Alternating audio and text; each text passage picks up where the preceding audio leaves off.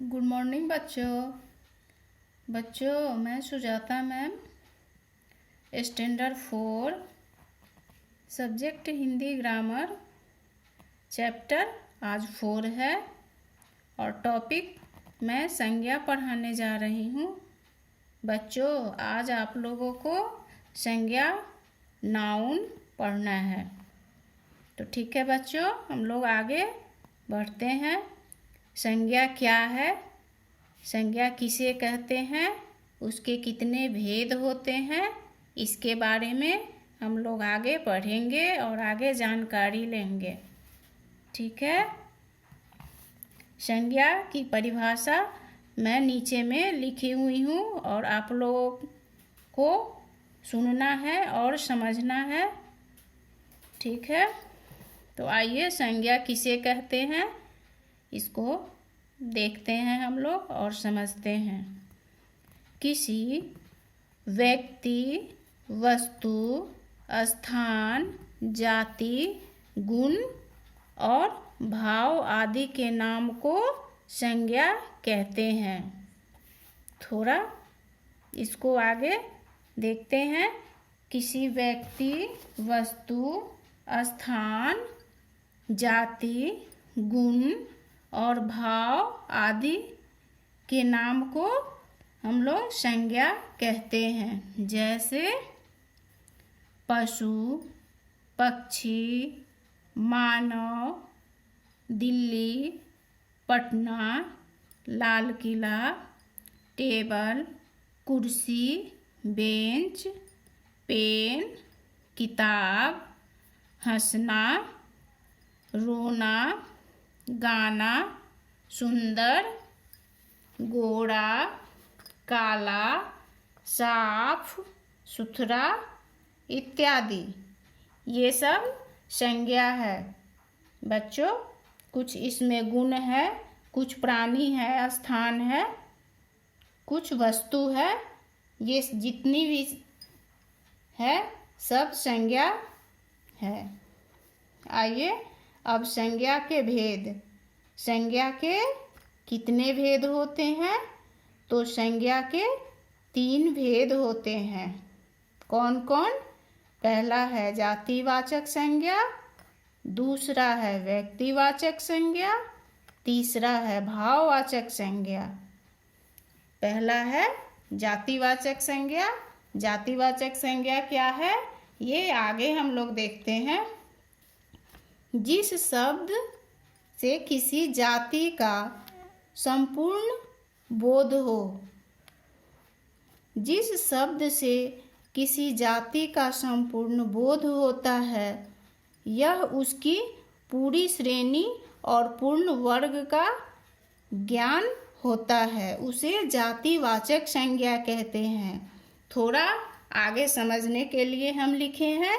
ऐसे सीधे तरीके से हम कह सकते हैं कि जिस शब्द से पूरे जाति का, संपूर्ण जाति का बोध हो, उसे जातिवाचक संज्ञा कहते हैं। जैसे मोटरसाइकिल, कार, पहाड़, तालाब, गांव, मंदिर, लड़का, लड़की, घोड़ा, मनुष्य, फल, फूल इत्यादि, ये सभी जातिवाचक संज्ञा है। ठीक है, जिससे संपूर्ण जाति का बोध हो, उसे जातिवाचक संज्ञा कहते हैं। दूसरा है व्यक्तिवाचक संज्ञा। व्यक्तिवाचक संज्ञा जिस संज्ञा शब्द के से किसी विशेष स्थान, विशेष वस्तु और विशेष व्यक्ति के नाम का पता चलता है, उस संज्ञा शब्द को व्यक्तिवाचक संज्ञा कहते हैं।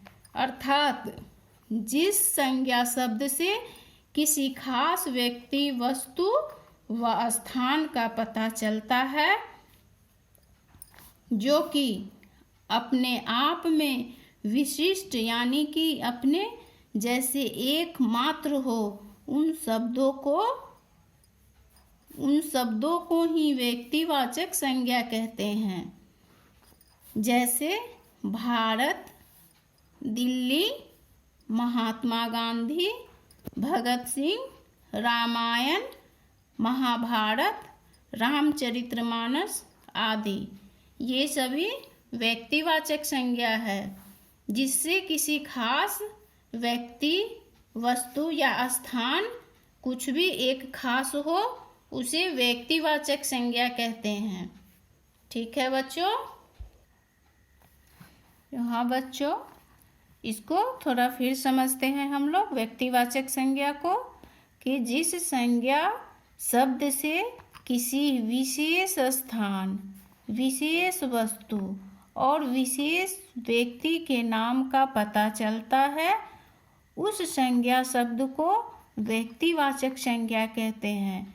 बच्चों, किसी विशेष स्थान, विशेष वस्तु, विशेष व्यक्ति, किसी खास, जो खास हो, किसी का खास नाम हो, खास स्थान हो, स्थान यानी कि जगह, कुछ खास वस्तु हो जो बिल्कुल एक ही रहे, उसे व्यक्तिवाचक संज्ञा कहते हैं। जैसे भारत है तो भारत तो कई है नहीं, भारत एक ही है। दिल्ली है तो एक ही है, ये भी दो नहीं है, चार नहीं है।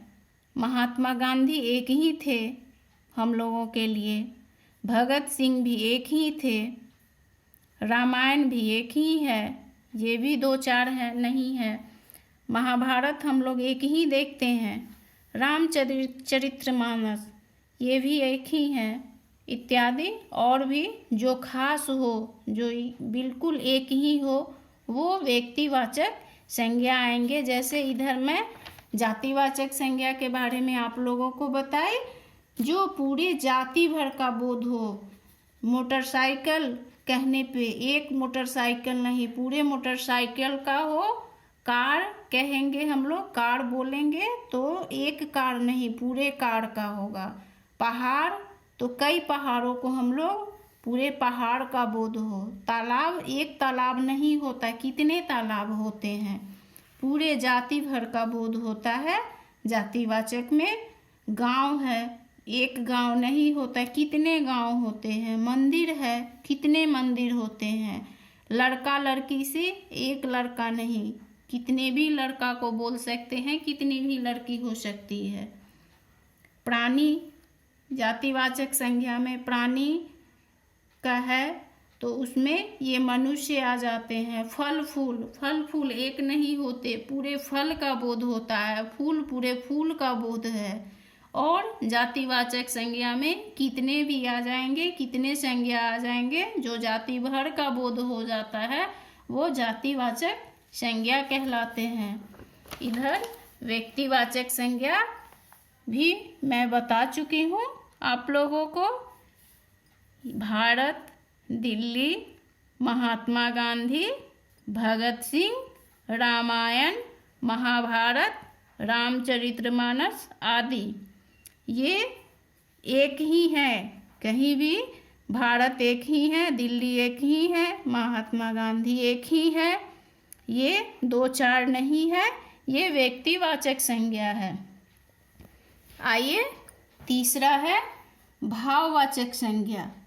भाववाचक संज्ञा किसे कहते हैं, ये हम लोग आगे समझते हैं और आप लोग भी साथ साथ देखिए और समझिए। जिस शब्द से किसी वस्तु, पदार्थ या प्राणी की दशा, उसकी स्थिति और भाव का पता चलता हो, उस संज्ञा शब्द को भाववाचक संज्ञा कहते हैं। यहाँ क्या है, जिस शब्द से किसी वस्तु, पदार्थ या प्राणी की दशा, प्राणी की स्थिति, दशा, उसकी स्थिति कैसी है, वो अंदर से भाव को निकलता है। मनुष्य के अंदर क्या भाव है, उसके अंदर वो निकलता है, भाव का पता चलता हो, उस संज्ञा शब्द को भाववाचक संज्ञा कहते हैं। जैसे यहाँ उदाहरण के द्वारा हम लोग समझेंगे। थोड़ा ज़्यादा अच्छे से समझ पाएंगे हम लोग। जैसे गर्मी, सर्दी, बुढ़ापा, ये हम लोगों का बनावटी नहीं है। हम लोग सर्दी गर्मी खुद नहीं बनाए हैं, ये प्रकृति की देन है जो भाववाचक संज्ञा में आती है। गर्मी, सर्दी, बुढ़ापा, जवानी, मिठास, खटास, थकान, ताजगी, ईमानदारी, लंबाई, चौड़ाई इत्यादि ये भाववाचक संज्ञा है। फिर से बच्चों, भाववाचक संज्ञा जिस शब्द से किसी वस्तु, पदार्थ या प्राणी की दशा, उसकी स्थिति और भाव का पता चलता हो, उस संज्ञा शब्द को भाववाचक संज्ञा कहते हैं। जैसे सर्दी, गर्मी, बुढ़ापा, जवानी, मिठास, खटास, थकान, ताजगी, ईमानदारी, लंबाई, चौड़ाई, इसमें और भी आ सकता है झूठ, सच, ये सब भाववाचक संज्ञा में आ सकता है इत्यादि। आज बच्चों हम लोग संज्ञा पढ़ चुके हैं। आगे इसका कुछ प्रश्न उत्तर देंगे जो आप लिखिएगा और इसी में इसका उत्तर भी मिल जाएगा जो आगे हम देंगे। ठीक है, थैंक यू बच्चों।